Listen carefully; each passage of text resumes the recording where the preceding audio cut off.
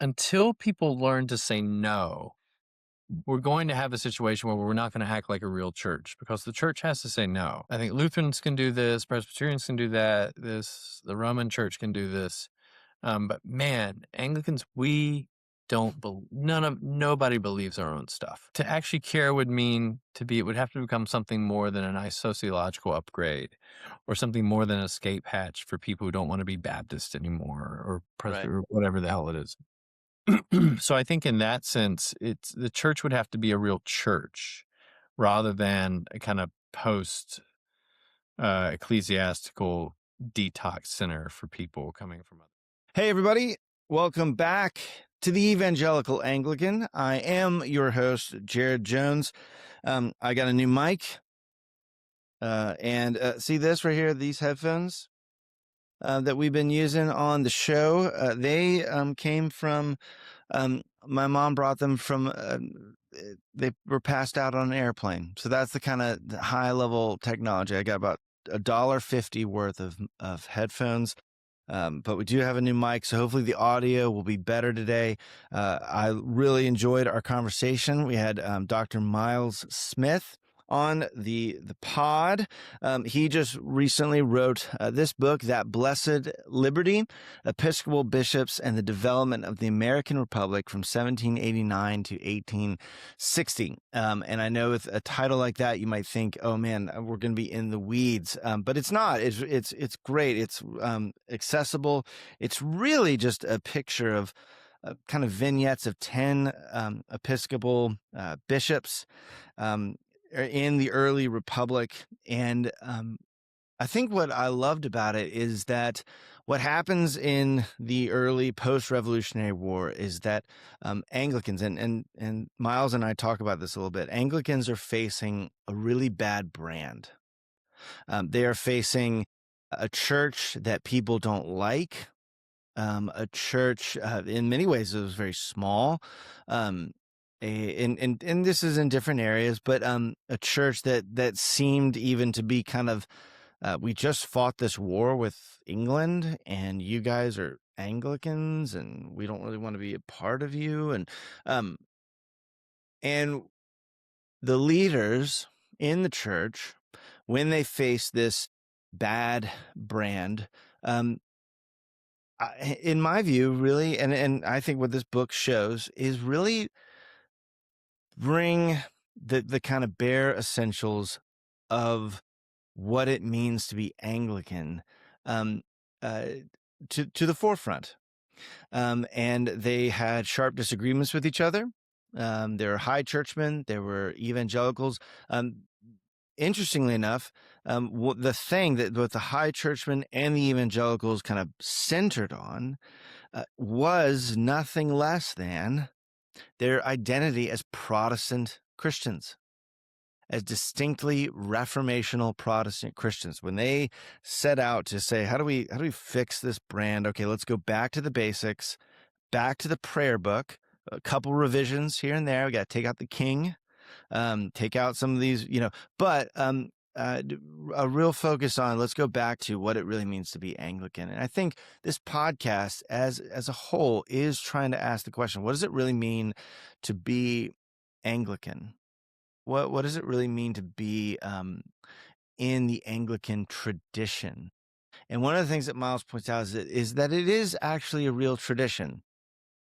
Now, that real tradition is not Calvinist, it's not Lutheran, it is broadly Protestant, but it is a distinct tradition, and he has a couple really great insights into the future of the Episcopal Church, the future of the Anglican Church of North America, is going to require bishops getting a hold on this identity of what it really means to be a Protestant Anglican church. And I think that gets drawn out a lot in this book, and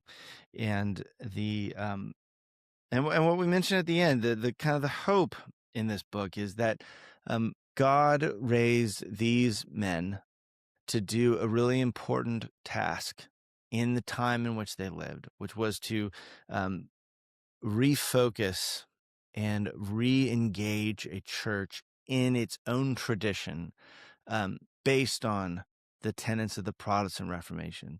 And so whether you're kind of high up the candlestick and you listen to this show because you hate evangelical Anglicans, and I understand, I listen to Anglo-Catholics talk just to make myself mad. Or you consider yourself, a low churchman, evangelical. There's a common bond that we have, and that common bond is our Protestant roots, around the gospel of God's grace in Christ, around the importance and the preeminence of the Scriptures, real tradition that we can offer to the world, rather than just being, as Miles will say, kind of a ex-evangelical detox center. When you don't know anything that you want to be, you might as well just go be Anglican. Now, I do think that the Anglican Church has a particular role in being that broad Protestant church that anyone can be a part of. I think I would make a distinction. I think Miles would probably agree. If it's one thing just to be a part of it, it's another thing to lead it. And if you're going to be a priest, if you're going to be in leadership in the Anglican Church, if you're going to be a bishop, you need to have our tradition in your gut. It needs to be a real thing that you believe. So I hope you enjoy the show. Excited about some of the interviews we have coming up. So I'll link Miles' book in the show notes. If you want to grab it, it's not expensive. It doesn't take long to read, and it's a good little survey of the Anglican bishops in the early Republic, early American Republic. So, without further ado, I give you our conversation with Miles Smith. Well, welcome back to the Evangelical Anglican. I am happy and excited. Last time I said I'm excited, I didn't seem excited. So I want to seem excited because I am excited to have the author of That Blessed Liberty, Episcopal Bishops and the Development of the American Republic from 1789 to 1860. We have Professor Miles Smith on the show today. Miles? Thanks for having me, Jared. It's a pleasure.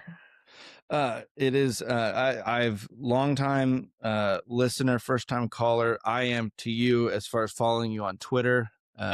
All of your takes are just, they're always right. How do you do that? How do you manage that to always have the correct take? Yeah. Well, I'm not always right. I am a TCU fan, and so sometimes I will get lulled into thinking that they're going to do better.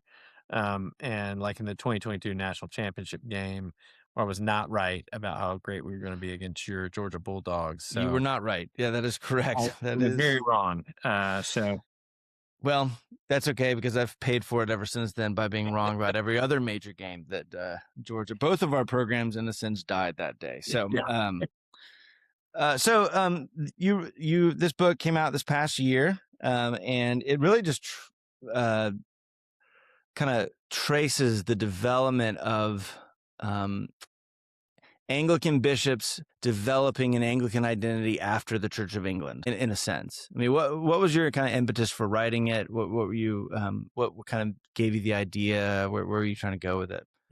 Well, it was written, I think, because I saw, and maybe still see, just a woeful disinterest in church history amongst ACNA lay people, ACNA clergy, ACNA Episcopal leadership. And so I think, admittedly, the rudderlessness of my province is what prompted me to think, well, somebody needs to write something. And so my friend, Reverend Dr. Adam Carrington, who's a professor at Ashland University, and a Diocese of the Living Word, ACNA Diocese of the Living Word rector, he and I just kind of did it and saying, hey, we want to give something for lay people that's relatively short, relatively accessible, but gets to maybe some of the big deal guys and sort of what they were doing, what was going on in a predecessor church to our own, and one that still has a legacy. Obviously in the continuing Episcopal churches and in the Episcopal Church. So I think I wanted to do it hoping people will learn or be interested in learning about the history of the Episcopal Church. I'm not sure that interest is there. I think that's the hard thing. And so the Episcopal Church, to its credit, tends to be interested in its own history. I'm not sure ACNA is there yet. So If there's anything that we are interested in the Episcopal Church, it is most certainly the Episcopal Church. We might be the only ones interested in the Episcopal Church, but we are very interested in the Episcopal Church. So you mentioned you're in ACNA. How long have you been Anglican? What was your journey into Anglicanism? yeah, I I played around with Anglicanism a little bit in college. I was a Presbyterian. There wasn't a particularly great Presbyterian church near the campus where I attended the College of Charleston. Um, and so I would sometimes go to a big Baptist church with friends. I'd sometimes walk up to the Episcopal Cathedral. Um, and so my involvement in church was, I think, I went weekly. I was a Christian, but I wasn't in college one of those people who I had a church home back in North Carolina, in Lexington, North Carolina, was where we went to church. And so I didn't feel like I need to sort of find a new church home. Um, but I went to the Episcopal Cathedral on Cumming Street. It's the Cathedral Church of St. Luke and St. Paul. At the time, it was Bishop Salmon. Um, and I didn't. It wasn't as alien as I think I thought it was going to be. I grew up Presbyterian, and sometimes you hear some of the, I'll call it, the Presbyterian propaganda against against Anglicanism. And what I found was it was just not as alien as advertised. But I made the more definitive shift, I suppose, 12, 13 years ago, where I moved to a place I hadn't been as familiar with. There was a small Anglican church there. And so I think it wasn't a conversion experience for me. I think I liked liturgy. I liked the formality. I mean, I was glad that it was a small little Anglo-Catholic church, and I wasn't Anglo-Catholic, but they were very kind, very welcoming. It's still here in Hillsdale, it's still my home parish, and or still my parish here in town. Um, and so I just loved the fact that there would never be a worship leader breakout in a mini sermonette. It was the type of thing that used to drive me nuts. Yeah. Some dude with the same freaking, toboggan on, with the same, they all look the same and they all look little Yeah. serpents. I was like, I don't, you're dumb as a bag of hammers. Like, why should I You, give a damn what you say? why Um, would you not want the Holy Spirit to fill the yeah, room? yeah, that's right. And that was creeping into Presbyterian churches. And it's not even like I was against contemporary songs or anything. It was just like, oh God, like another cheeseball sermonette. And so Right. I think if people say, why do you love Anglicanism? And that's one of the answers. The other ones, I think the Prayer of Humble Access from the 1928 prayer book Yeah. is why. So yeah, my journey was not a particularly, it was not a rancorous one. I love Presbyterians still. I'm happy to attend Presbyterian churches where there are good ones. And so for me, I didn't have a real Anglican cage stage. Um, Yeah. I still don't have that. And so I'm happy to be Anglican. I can imagine circumstances where I would be a Presbyterian or a Lutheran. Yeah. Um, and so, yeah, I'm not a cage stagey guy, but I appreciate the church. It's been a good home for me, and so I'm blessed to have a good rector. I have a good parish. My bishop is a godly man. Yeah, I'm very well taken care of by Yeah. my diocese and my parish. You mentioned you were at Hillsdale. How long ago did you? What was your area of study, and How long ago did you come to Hillsdale? So I got here in 2014 as a 2-year VAP. I left back home to go closer to home, take a job at Regent. I missed Hillsdale a lot. There's a lot of great people at Regent, but I think I missed Hillsdale. I missed my community here, and so when the chance came to come back, I came back in 2020, and I've been here ever since. Would you do your like your PhD work in? And my PhD work was on kind of Jacksonian era history. Okay. I didn't want to do the founding because everybody did that. Didn't want to do the Civil War, so I tried to sort of do something between the two. And so that's kind of what I think of as my competency. The older I get, the kind of the more of a generalist I am. But that's if you have to put a gun to my head and say, "Hey, what do you do?" That's it. So Yeah. So you did Jacksonian America before Trump. And then Yeah. Trump becomes president. Everyone's like, he's Jackson. You're like, boy, am I ready for this moment. This is the Well, rise of Miles Smith. yeah, I actually didn't think a lot about Trump when he first came to power. And I think maybe I should have. Maybe I should have gotten that drop a little earlier. I was very Yeah. much, I think, probably less willing to be Trade political. away your soul and your Yeah. everything about you. Be political in my scholarship. I'm probably a little bit more political now than I once was. But yeah, it just was never kind of, I'm still Yeah. not a huge like president's fan. I don't have a lot of like presidential fanboy kind of vibes, Right. and my Right. parents aren't like that. And so I think yeah, it's just not my speed. So Yeah. Yeah. So you mentioned, you know, Anglican, the reason why you wrote the book being that a lot of people in your province and your church are, and so ACNA as it's growing, here's what I would, how I would narrate that probably. ACNA as it's growing, a lot of new converts, a lot of new people to Anglicanism are coming in. And I say this because as a pastor, I don't always feel the number one compulsion is to teach people the history of Anglicanism because I feel like I'm right. doing a million other things.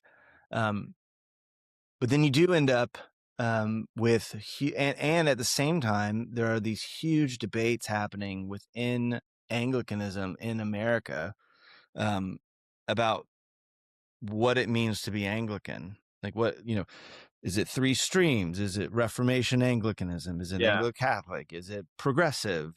All of these different. Um, and one of the things I appreciate about your book is that as you study the history of Anglicanism, you find out these parties have kind of always been there in different capacities. Um, and a lot of the bishops you're looking at are different. One of the themes you draw out is what got Anglicanism rooted in America with its own identity was people who didn't agree with each other coming together and figuring that out.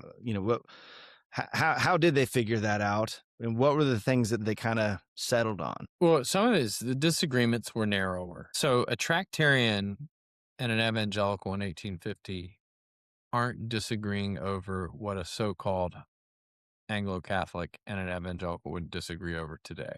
And so the disagreements were narrower. There was also, all of this is before the liturgical renewal movement. So it's before the 1970s. Yeah, It's before the 1950s. It's before the 1920s. So, we're living in an era where to be Anglican was to have a very specific understanding of the relationship of ecclesial structures to the church. I'll give you an example. What we call a lot of stuff that's Tractarian is really just kind of Anglo-Lutheran, but people didn't have words for that.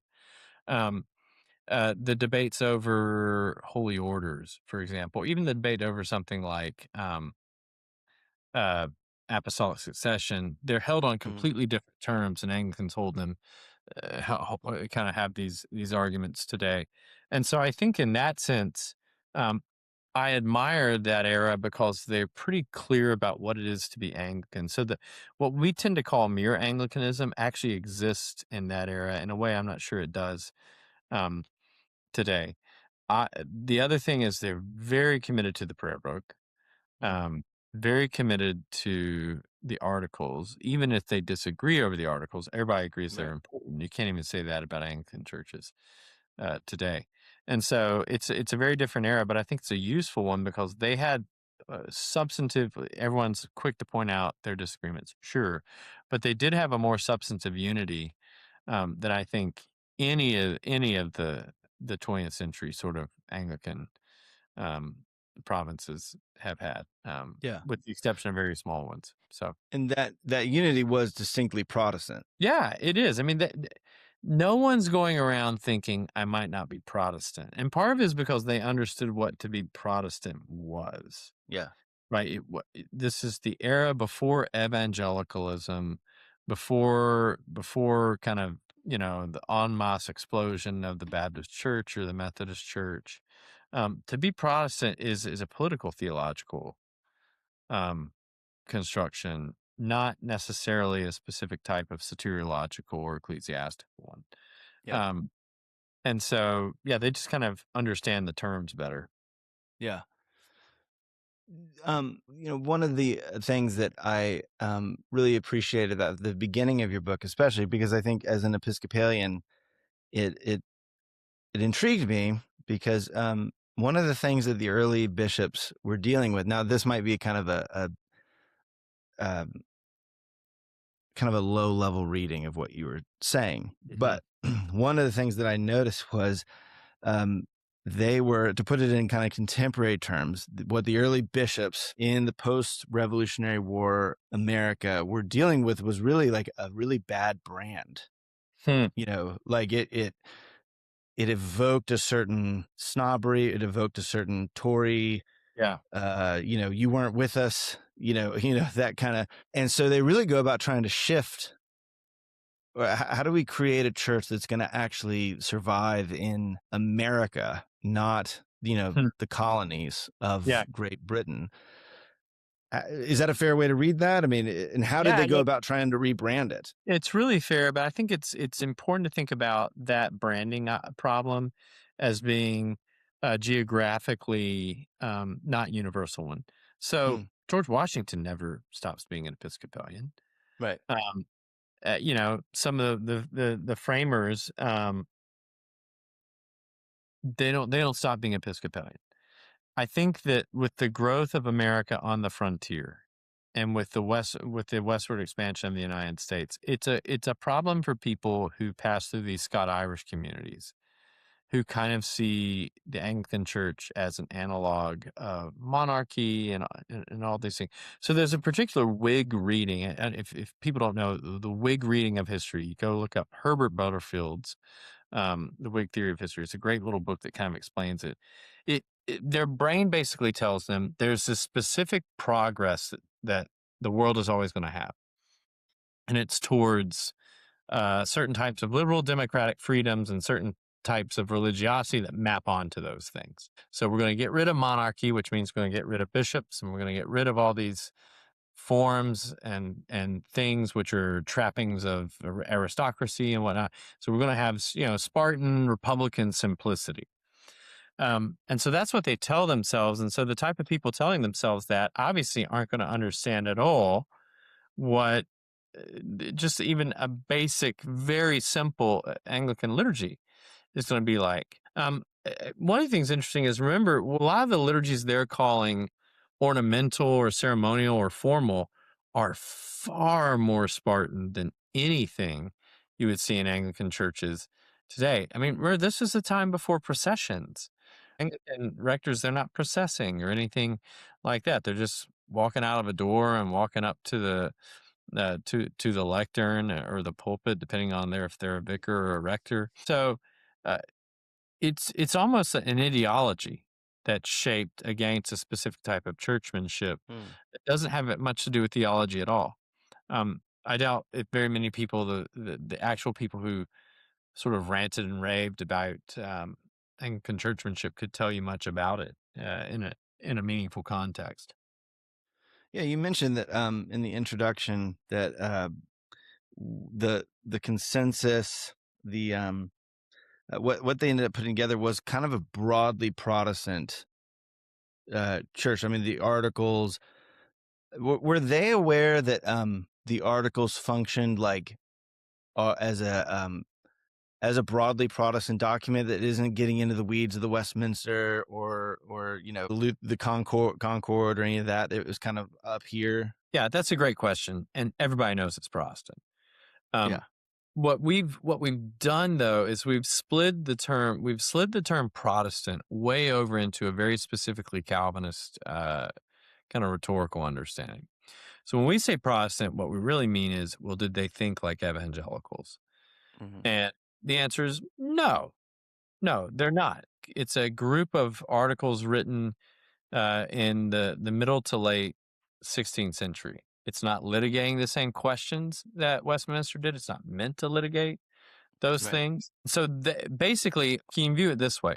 There's a bunch of Presbyterians are screaming at you saying, hey, do you care about these things from the 1640? No, I don't. okay, then you're not Protestant. Well, wait a minute. What about this stuff from the Reformation era Right. that we Right. care about? So that's basically what it is. It basically makes Westminster or Savoy for the Congregationalists or 1689. It makes those three things the essence of Protestantism, which is completely ahistorical, which is not how anyone would have understood it at the beginning of the 19th century. And so it stacks the deck against understanding what historical Anglicanism is. And unfortunately, very few Anglicans seem interested in understanding that, precisely because Anglicans, it's like we're kind of allergic to our own beliefs. There's just Right. no sociological confidence in Anglican confessions whatsoever, because so Right. many people are Anglicans, not for theological reasons, but for sociological ones. It's a kind of a fancy way for kind of middle class or, upperly mobile middle class evangelicals to what they feel like is level up. Right. Uh, Right. no one really cares about ACNA, and increasingly, no one cares about the Episcopal Church. So I don't see why there's any social reason to be Anglican other than these small, sort of typically Christian college oriented kind of communities Yeah. that think, oh, I found liturgy. Well, the Orthodox Church has liturgy, Lutherans have liturgy, Melkite Catholics have liturgy. Liturgy Right. doesn't mean anything. Right. Um, Right. and so, yeah. What was it? So in the earlier part of this, the time frame that you're looking at, um, right after the Revolutionary War, what was it about? You mentioned that the early Protestant Anglicans, the early Anglicans, are very faithful to and uphold the prayer book. Yeah. Why was that, and why did that? And one thing I noticed as I was reading is like it is interesting that like that's always kind of been a part of what it means to be an Anglican in America. Is like we've done multiple prayer book revisions, and the Right. prayer book really matters. Where in Church of England, the prayer book is kind of like it's there. I mean, you have Holy Trinity Brompton, you have which are flourishing evangelical churches, flourishing churches, and the Yeah. prayer book is kind of like it's there.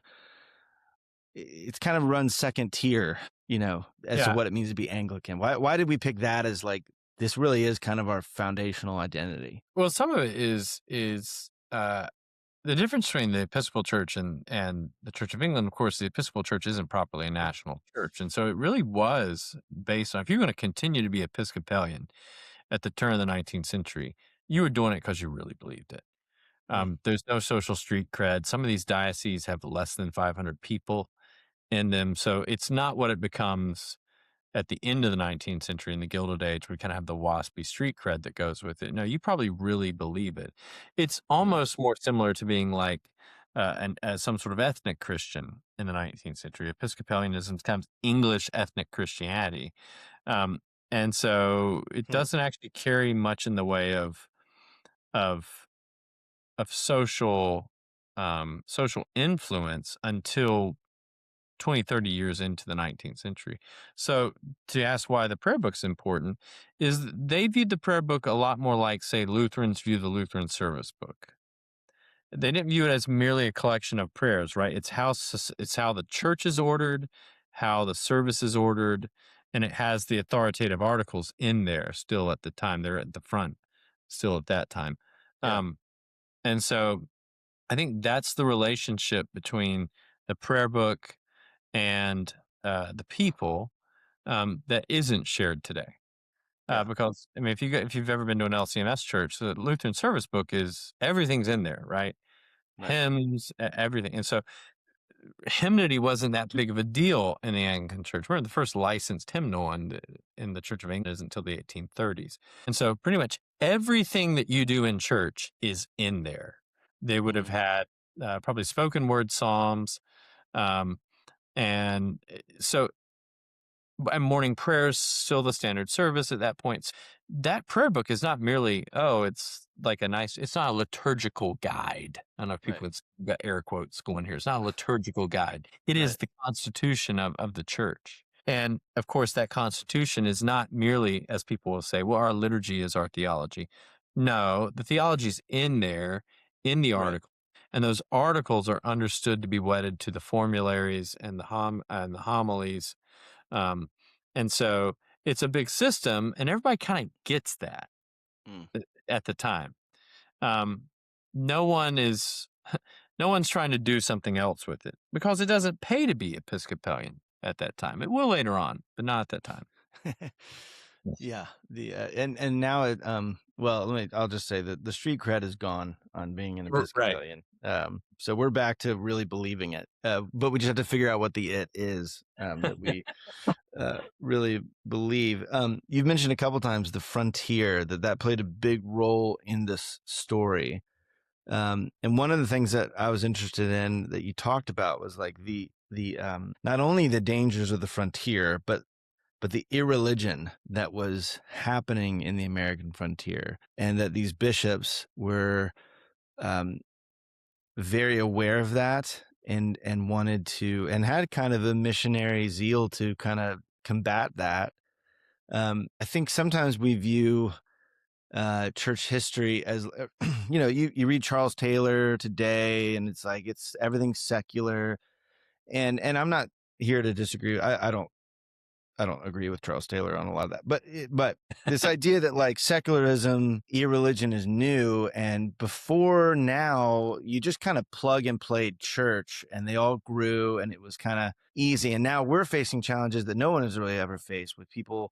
But then you read history and you're like, no, there was a ton of irreligion in the 18th century. A ton of irreligion in the early 19th century, and these Episcopalians were trying to counter it. And they didn't counter it by punting to mysticism, experience, ascendance.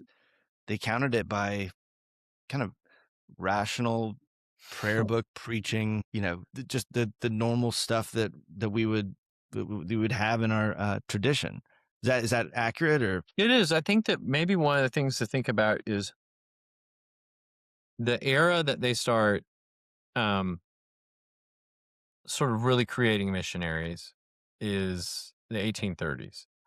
And so the Episcopal Church is sort of, by its sort of dispositions, an anti-revival church.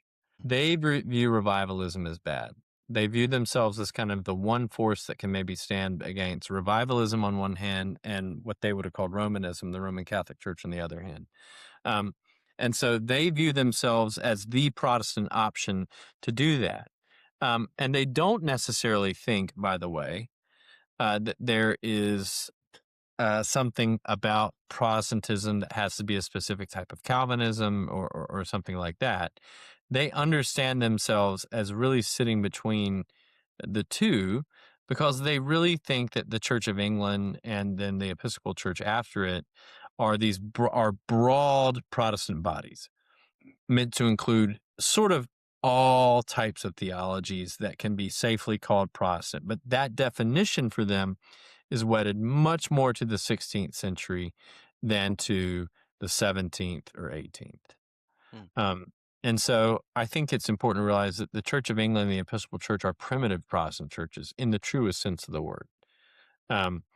They're not downstream like so much of Calvinism is. And so in that sense, Anglicans, and I think this is the case, have much more in common with Lutherans than they do with Presbyterians or Baptists. Yeah, that's really interesting.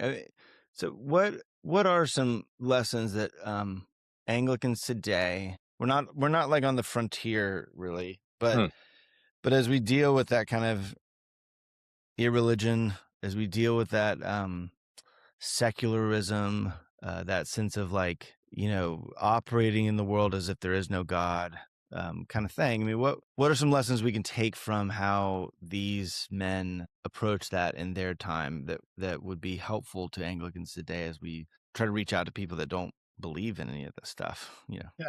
Well, I would say actually we are kind of like in a frontier, a little bit. Yeah. I mean, so one of the things I think that Anglicans can offer is substantive, theologically or sort of organized truth, but we haven't chosen to do that. What we've become is, oh, you don't like being something else, you must want to be Anglican. I think Right. there's a prominent Baptist who converted to Anglicanism. recently. And my thought is that I get that these guys don't want to be Baptist, but that's not a good reason to be Anglican. Not Baptist does not equal Right. Anglican. Not Right. Presbyterian does not equal Anglican. Not Catholic does not equal Anglican. Um, and so I think what we've done is we've become so open-minded that we actually don't, we can't actually offer anything. I think one of the things that really compels me about these old high churchmen, and I might not be right where they are on churchmanship, but someone like a Jackson Kemper and the origins of Nashotah House, there's a real substance there. Yeah. Like they know why they're there. They know why they're not Catholics. They know why they're not revivalists. There's a real substance there. But to have that real substance, they had to have a sense of being set apart. And Anglicans have lost that sense of being set apart. We are basically kind of a label you can use. I mean, even if you think about the very nature of the idea of three streams, Right. right? Right. Well, that doesn't mean anything, right? Right. To be all things to all people means to be nothing to nobody. Right. And so I think that this is one of the things I was so taken with by someone like Jackson Kemper is his missionary legacy that's really substantive. He's a real high churchman, um, but there's a realness to that real high churchmanship. Yeah. Um, and so, but people have to buy into it. And it means you have to say to some people you're wrong. It means you have to make judgments. And Yeah. this is some of it is just our unwillingness seemingly as Anglicans to want to do that. We can't tell anybody no. Right. And that's bad. Yeah. I notice a lot of the younger guys, um, in, for instance, my diocese or in the Episcopal Church or in ACNA. Maybe not, I don't know as many in ACNA, but that's just because I don't know a ton of people in ACNA. But because ACNA has a kind of a big evangelical push in that is kind of more three streams, and there's a lot of that. But in my context, a lot of the guys who are joining the Episcopal Church, they're either Anglo-Catholic or they're low church evangelical, just um, with a distinction of what that really is, like a real tradition in that, like the Reformation Anglicanism kind of I mean, stuff. how many dioceses have you been a part of? One. Okay. So I've been at one point, it's in a I've been a member of two tech diocese Yeah. churches and then attended semi regularly two others.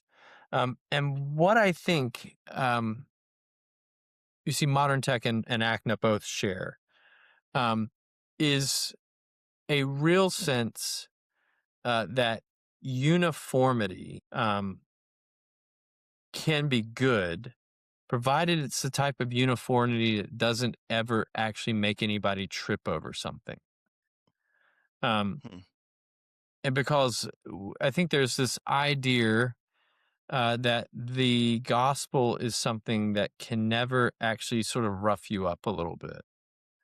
And I think Anglican churches have bought into this for whatever reason more than other Protestant churches have. Lutherans aren't afraid to rough you up a little bit when you Right. come in the Right. door, right? Right. Um, Right. and Presbyterians aren't either, at least not the OG kind of confessional types. Right. And so we might ask then, well, what is it about Anglicanism that we're afraid to rough people up a little bit? Now we'll go to the ringer for bishops, but of course bishops doesn't have anything to do properly with what makes us different on something like soteriology or Right. sacramentology. Right. I mean, imagine, I mean, Presbyterians kind of do this with presbyters, but none of it gets to the kind of meat, the heart of Anglican theology. Bishops are meant to be the fence around Anglican theology. Mm. They're not meant to be the heart of it.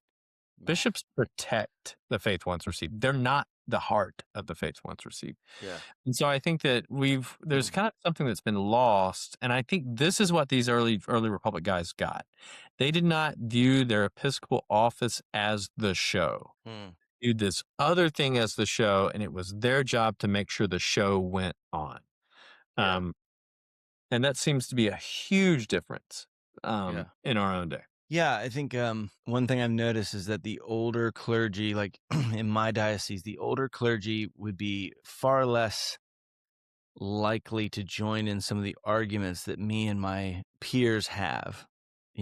So my Anglo-Catholic friends who are other priests in this diocese, when we sit at a diocesan retreat or something, and we have arguments, and they're pretty sharp arguments about how something, I think the older crowd is kind of like, we're, the more three streams, they're like the more broad church. They're kind of like, we don't even have those arguments. And I do wonder sometimes if a church that's filled with that kind of openness, or it ends up not having any, like you're saying, it ends up not having any bite. It ends up not having any, like, this is what we believe. And one of the things I really loved was, like, I love that Anglo-Catholics, I'm not Anglo-Catholic. I'm a opponent of Anglo-Catholics, but there is something there as far as there are a lot of them are genuine Christians who are who see something different than me, and we have very sharp disagreements over it. And I think there's something healthy about a church that has that, if you're willing to have those arguments, versus, well, we just don't really believe much of anything. We just do things a certain way. Right. And I think this is where the sort of evangelical bent comes in. I mean, evangelicals are interesting because they're not united by belief, they're united by unbelief. Well, what do you believe about baptism? Well, that's not important. Okay, so that's unbelief. What do you think about ecclesiology? Well, that's not important. Okay, that's an unbelief. What do you think about X, X, X, X, X, X, X, X, X? And so what you really realize is they're not united on belief at all. They're united about unbelief, which strikes me as a very problematic way to understand the gospel. Especially if you believe in the inerrancy of Scripture, like I do. I think the Bible says something, and I think the Bible has something to say about holy orders. Um, I don't see the case that Presbyterians make, because I think that, for example, bishops, everyone's like, show me, Episcopos and Presbyterios being the same thing. Okay, here's the deal. Did you know that there is a presbyter who oversees other presbyters? It's, that's a bishop. Right. Right. And so that strikes me as something that's worth actually saying, do you believe this or not? Same way the sacraments.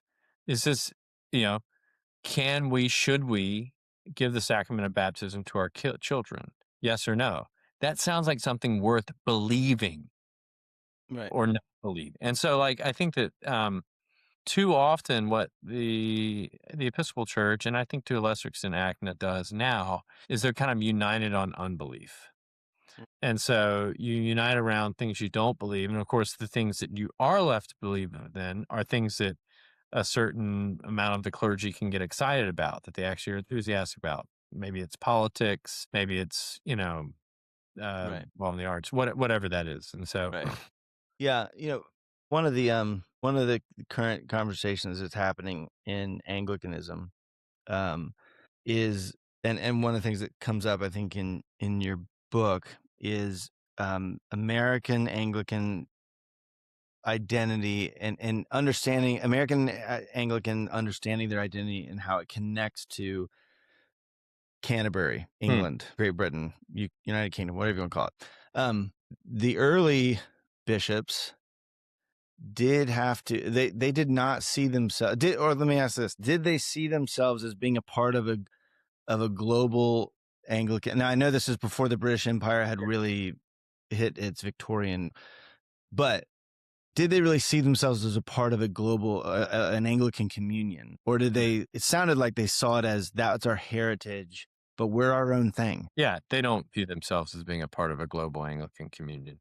And that phraseology would have been quite foreign to them. Obviously, Lambeth in the late 1860s is the first time you have sort of inklings of that.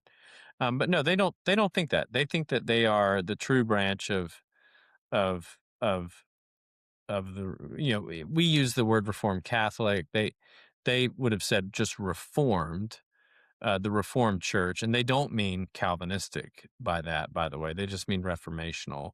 Right. And so they wouldn't have understood debates over Canterbury at all. In fact, if Lambeth Palace would have blown up, by in a Napoleonic plot, it wouldn't have necessarily changed their lives. I mean, their ordination, of course, was from Scottish bishops, Right. not from English ones. So, But they do see a connection in that they're constantly going over to England to raise money, for all the churches they're trying to, or the colleges and the the institutions that they're trying to build. But that's not unique to Anglicans. That's Okay. just any English speaker is Is going going to to, be there to yeah, raise money. yeah. So that's not an Anglican thing. That is a, do you speak English? Yes. Where are English people with money? In Great Britain. So, so that's less an Anglican tick and Yeah. much more of a just, it's an American one.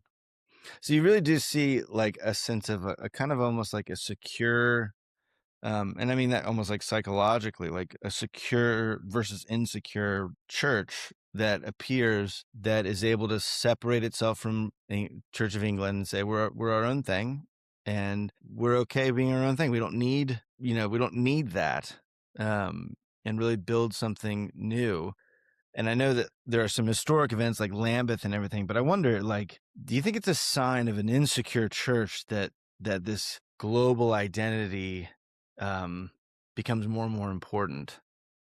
You know, what I'm trying to say is, as Anglicanism has moved away from its Protestant identity, it, I think, sometimes has searched for anything else it can find, Yeah. and the global Anglican communion has been like, oh, that's what it means to be Anglican. Yeah. Global Anglican communion strikes me as something valuable. I'm not knocking it. Right. But because there's no theological identity, you kind of create um, a type of affinity that's somehow not, it's somehow merely ecclesiastical. So what's Yeah. funny Yeah. is in some ways we've done something worse than Rome does. Rome has a worldwide communion, right? But they have specific sacramental theology to go with their ecclesiology. Now I can disagree with it. I do, Right. violently. But there's something that if I say, okay, that bishop over there in the Philippines and this bishop here in, I don't know, Malawi, and that bishop over there in Canada, now they may actually on the ground it may look totally different, there's plenty of denominations in Rome, right?